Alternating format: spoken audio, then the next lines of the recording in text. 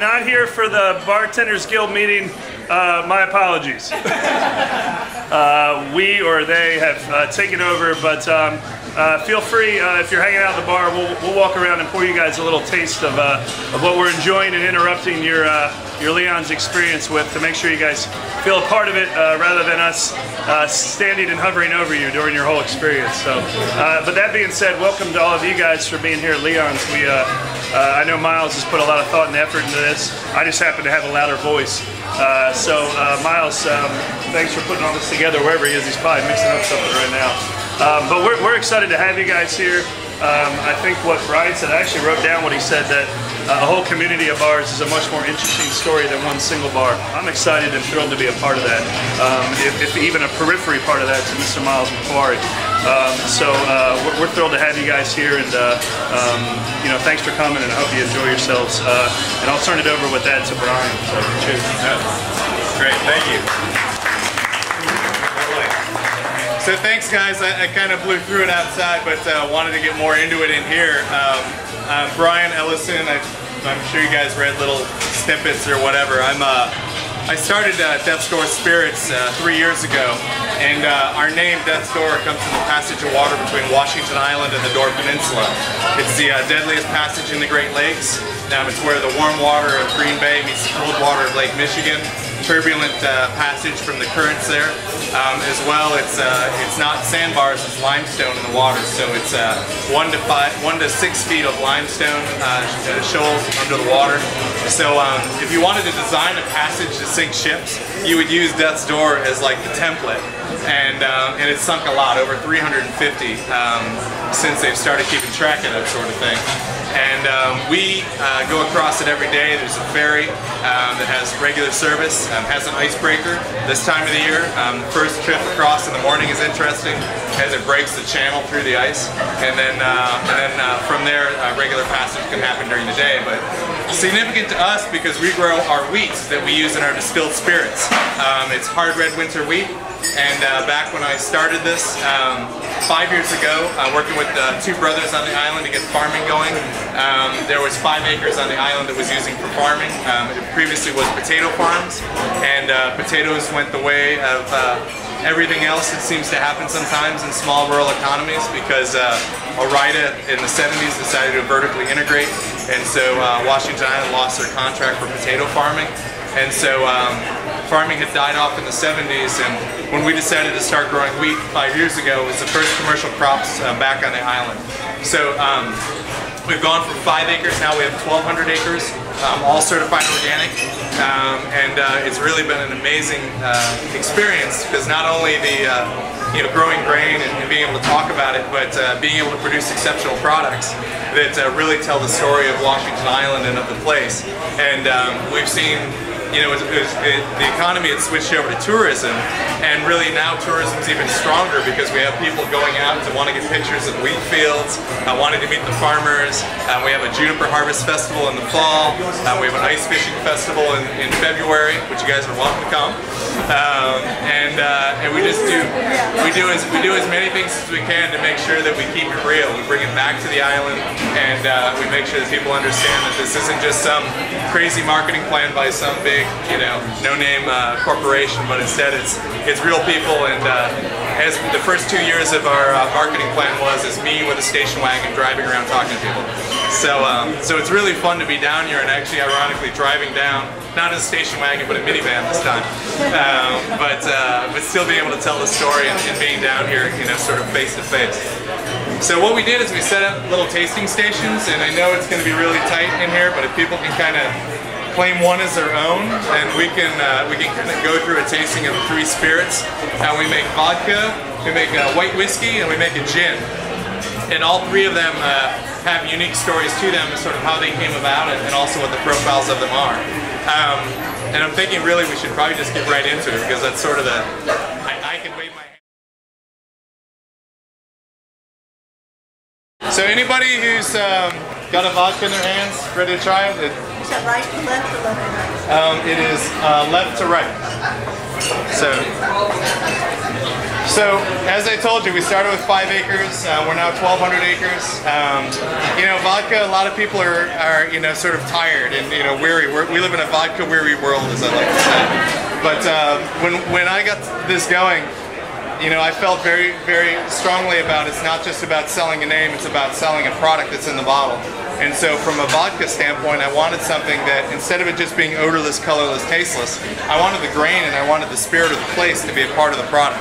So the idea that it's distilled in small batches, we have a little 90-gallon copper pot still, and we only distill it 3 times. We're required by law to distill to 190 proof, and then bring it back down from there to 80 proof.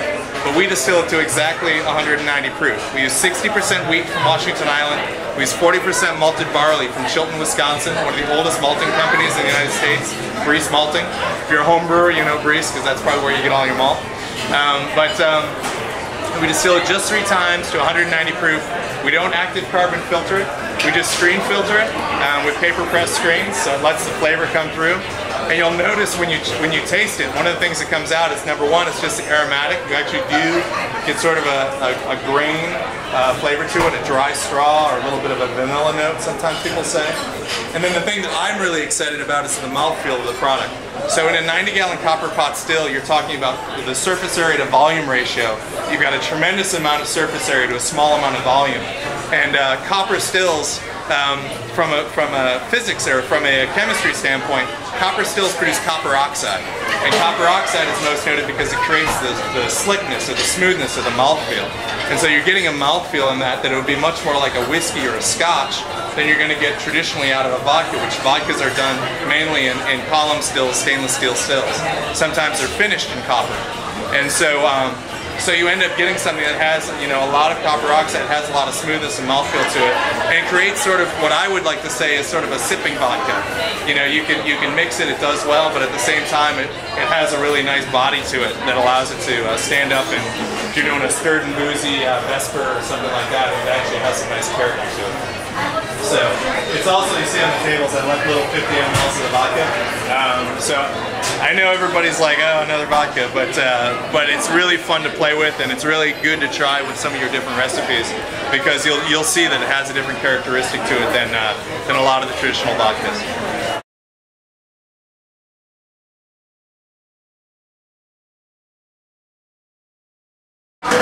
So the next one we'll kind of keep moving through them is the white whiskey.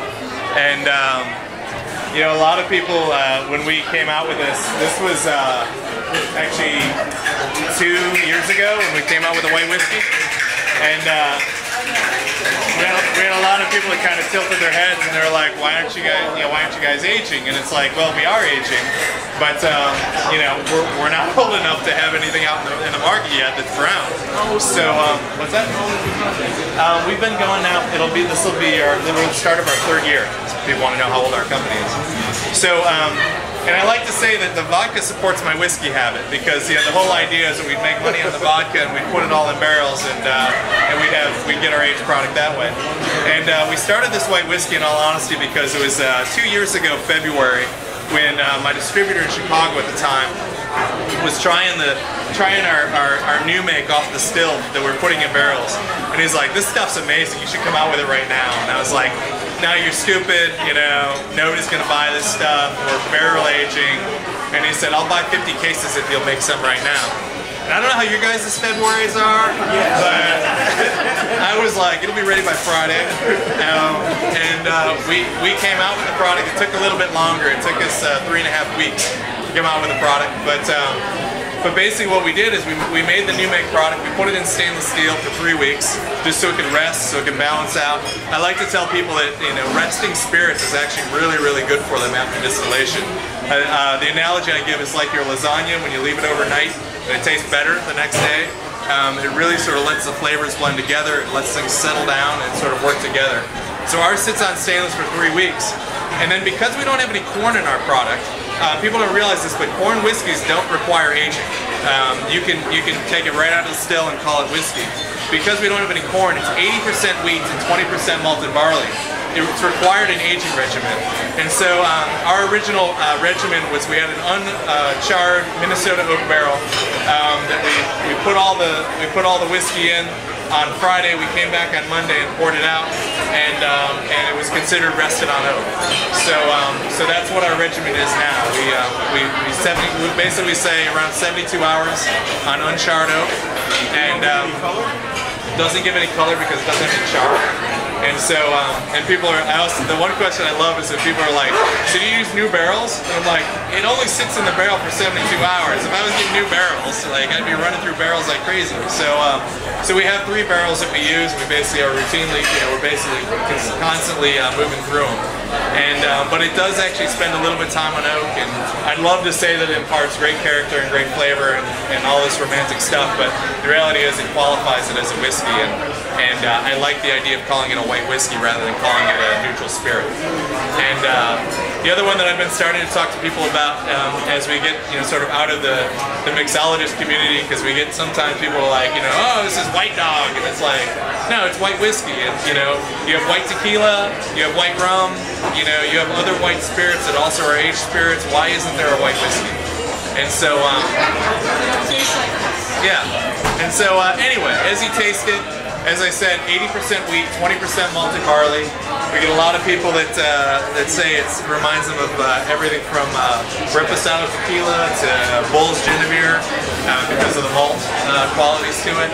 And it's really been one that, like I said, I thought I'd make 50 cases and never make any more, and instead it's 20% of our sales now. Wine Enthusiast gave it number 4 of the top 10 spirits distilled in the United States. We keep thinking we're going to stop making it, but all of a sudden it's like, people are like, what was finally the decision you decided to make the white whiskey, part of your line? And I said, well, we were coming out with a trifold brochure, and it had 2 products. So we went with it.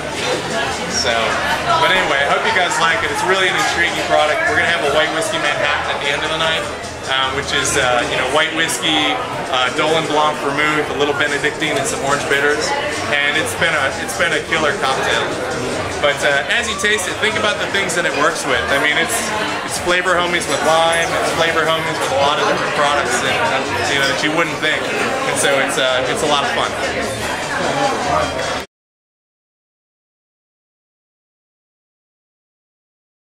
So you'll notice we got these little plates around, and certainly feel free to pass them around. They have one of them obviously is the wheat, which is the wheat grown on Washington Island, organic hard red winter wheat.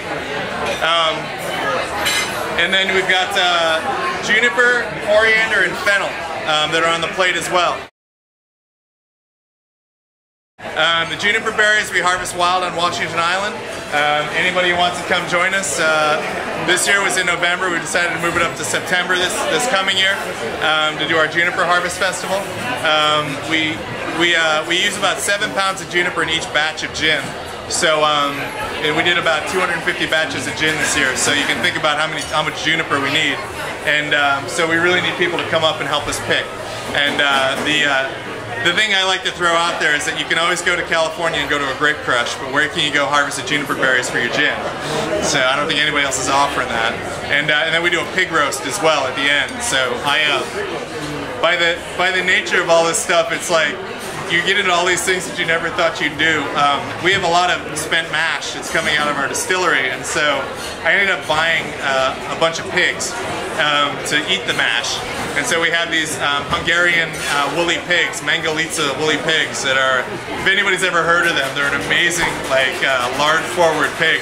It's great to eat, and so they're eating our mash. And then we harvested one for the Juniper Festival this year, and we stuffed it with juniper and slow cooked it for 20 hours on indirect heat, and it was amazing.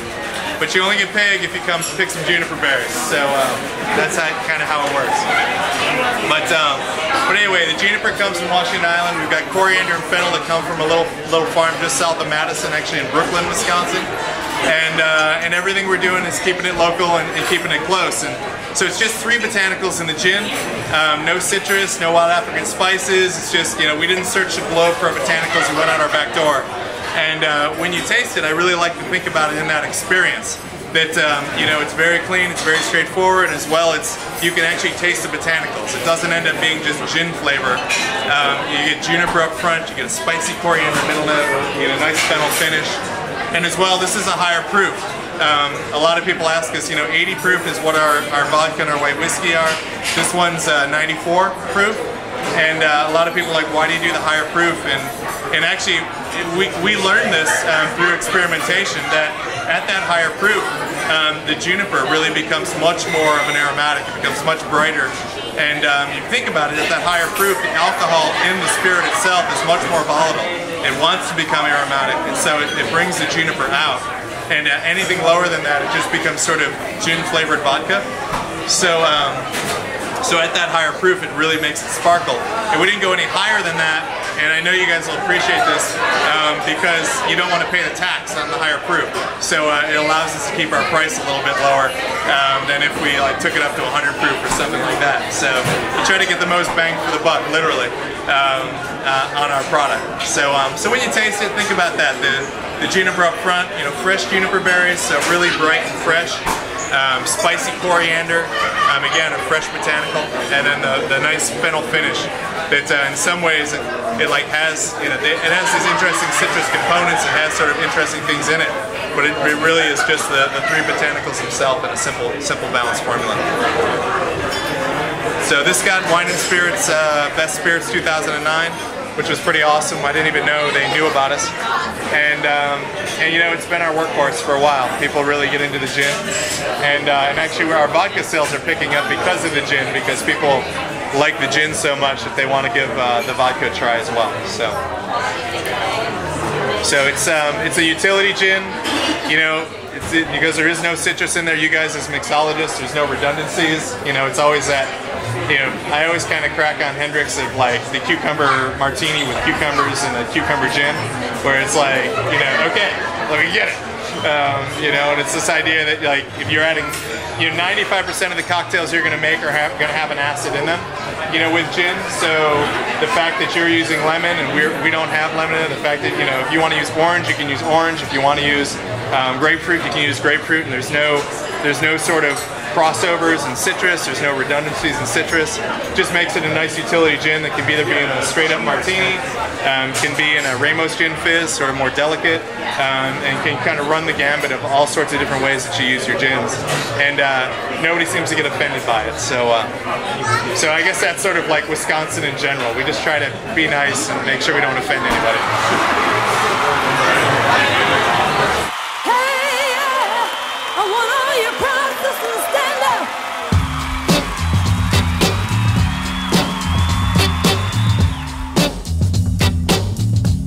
I think the 5th or 6th USBG meeting for the Georgia chapter in Atlanta, and we were lucky enough to have Brian Ellison from Death's Door Spirits come out. The USBG is great because it creates a brother and sisterhood of bartenders who are all striving to make the scene better. One of the drinks I did tonight was called Slate Wing. It was kind of a bittersweet aperitif with Punta Mess, Cokie Americano, Death's Door Gin, Cherry Herring, Orange Bitters. So tonight was great. We had a lot of bartenders and reps, and Brian was awesome. And tell me about the guy that came and spoke to us today. Oh, Mike Gallagher? Yeah. He is one of the owners here of Leon's Full Service and Brickstore Pub. They are some of the coolest owners to work for. I'm very fortunate to be able to put up with all my crazy shit and throwing parties and buying weird spirits and having too many rums on their back bar and stuff like that. So. What about the white whiskey? White whiskey is a new hot thing. It's it's definitely a cool way for distillers to showcase what whiskey is before it sees time on charred oak in America. And I know this white whiskey in particular that we tasted spent 78 hours on wood, which is not very long at all. So, if you're a bartender in Atlanta, you should join the USBG because we all can feed off each other and share great ideas and bring a lot of stuff to the table and make bartending in Atlanta great and more of a community thing. And thank you for coming out tonight. And thank you for coming out tonight to the Leon's Full Service for the Death's Door.